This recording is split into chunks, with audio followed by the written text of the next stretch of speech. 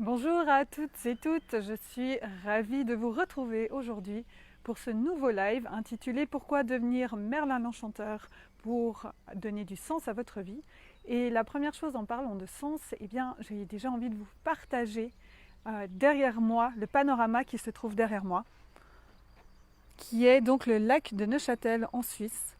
Et ça déjà, donner du sens, eh bien c'est mettre des mots sur des choses qui nous sont belles, que l'on trouve belles. Et c'est le premier pas pour déjà devenir Merlin l'Enchanteur, magicien, magicienne de notre vie. Alors devenir magicien, magicienne de notre vie pour donner du sens, c'est déjà quoi? Ça veut dire quoi devenir magicien, magicienne?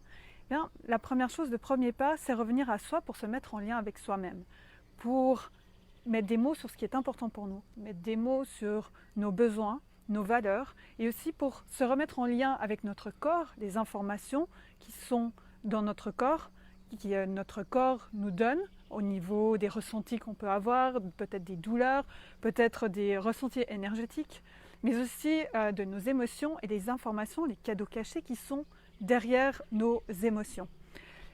C'est ça qui est super intéressant. Et devenir magicien, magicienne, eh bien, c'est déjà mettre des mots là-dessus, mais quand on devient encore à un niveau, entre guillemets, au-dessus, pas qu'il y ait deux niveaux, mais dans l'avancement et la connaissance de soi, eh bien, c'est de se relier à ce qui est ce potentiel magique en nous, nos ressources, ce qu'on a à l'intérieur de nous, pour passer à travers des moments qui sont plus difficiles. Aujourd'hui, on n'est pas forcément tous dans des moments très évidents. Et pour ce faire, j'ai envie de vous partager pour moi un des moments les plus difficiles que j'ai pu vivre jusqu'à aujourd'hui, même si je suis très jeune. Ça a été exactement il y a 2 ans en arrière, le décès de mon papa. Le décès de mon papa, c'est dire au revoir à une personne que j'aime plus que tout, grâce à qui je suis là aujourd'hui, à vous transmettre, à contribuer, à vous partager tout ce vécu-là. Et ça a été très très difficile, mais j'ai pu traverser avancer sur ce chemin, traverser cette épreuve, grâce à la connaissance que j'ai commencé à avoir de moi-même et de savoir à ce moment-là qu'est-ce que j'avais besoin pour prendre soin de moi, qu'est-ce que j'avais besoin pour répondre à mes besoins et quelles étaient les ressources en moi pour justement traverser cette période, cette époque si difficile qui est sur le papier dotée d'une énorme tristesse. Et donc en moi, il y avait une information qui venait, qui me disait que ce qui était important, c'était que moi j'avais pu lui dire au revoir et que c'était important que je puisse être là en soutien des autres personnes qui sont venues à son enterrement pour qu'elles-mêmes puissent lui dire au revoir et d'une certaine manière, les accompagner sur ce chemin-là. Et il y a un moment durant l'enterrement où je me lève, je vais devant, donc j'ai le cercueil là à gauche, 200 personnes devant moi, et je récite par cœur une poésie qu'il m'a toujours racontée, qu'il avait inventée, qu'il m'a toujours racontée et que je connaissais par cœur parce que je l'ai entendue des milliers de fois durant ma vie. Et cette poésie, je la récite. Et pour moi, il se passe quelque chose juste d'énorme. C'est que je suis en lien avec moi-même, je sens une énergie intérieure et une joie intérieure, et c'est paradoxal parce que c'est un moment d'une tristesse intense, et je ressens une joie intérieure, et en reliance avec moi, avec les personnes qui sont là, et à quelque chose de plus grand. Et ça avait un sens plus grand. Et c'était un moment de magie. Parce que il y avait cette reliance, ce moment un peu hors du temps, mais surtout parce qu'à l'intérieur, je savais que j'étais en lien avec mes valeurs, j'étais en lien avec ce qui me faisait sens, et je me sentais au juste moment. C'est ça que je voulais vous partager aujourd'hui dans ce live. C'est vraiment ces moments de magie.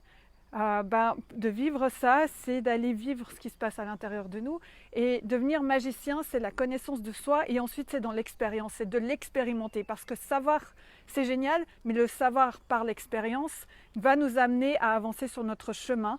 Et chaque fois, rajouter un nouvel outil, une nouvelle ressource, une nouvelle connaissance de nous-mêmes pour faire face à des moments plus difficiles de la vie. C'est peut-être paradoxal de se dire que un des moments plus tristes de ma vie, j'ai ressenti une des plus grandes joies dans ma vie. Mais ça fait partie de l'être humain. Nous sommes des êtres paradoxaux et c'est juste, moi je trouve génial d'aller partir à notre découverte de notre humanité. Je voulais vous partager ça aujourd'hui. Moi, je vous remercie déjà d'être là. Et ce sujet-là, je vais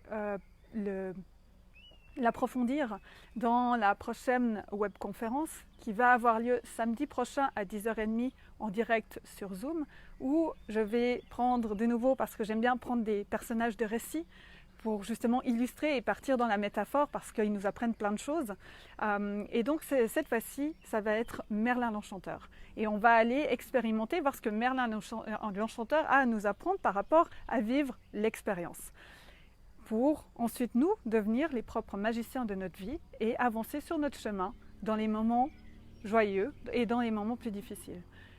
Donc si vous êtes intéressé, si vous pensez vous ressentez intuitivement, que vous pensez qu'il y a des personnes qui pourraient, à qui ça pourrait peut-être être utile, ou que ça pourrait aider ou inspirer, peu importe, n'hésitez pas, envoyez, transférez-leur l'information, que ce soit ce live ou que ce soit l'information pour la webconférence. Je vais mettre le lien d'inscription dans les commentaires en dessous de ce live.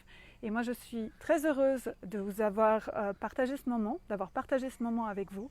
Je vous souhaite une merveilleuse suite de journée, d'observer qu'est-ce qui est la beauté autour de vous et vos ressentis en vous reliant à cette beauté-là. Et je vous souhaite de prendre soin de vous et de vous souhaiter juste une très très bonne journée. À tout bientôt. Je vous fais de gros bisous et je vous laisse quelques secondes avec cette magnifique vue derrière moi. À bientôt. Bye bye.